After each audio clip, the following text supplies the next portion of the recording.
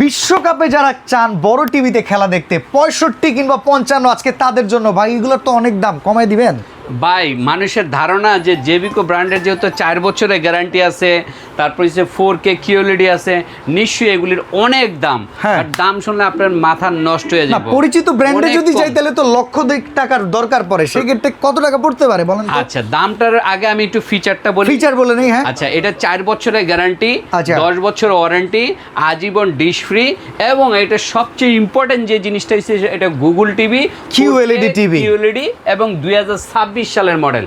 এই যে 2026 সালের দুইটাই, এই যে 55 2026, 65 ও 2026, দুইটার ফিচারই same, guarantee warranty same.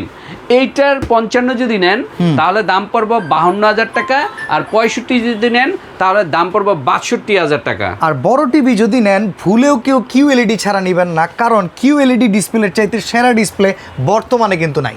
Right.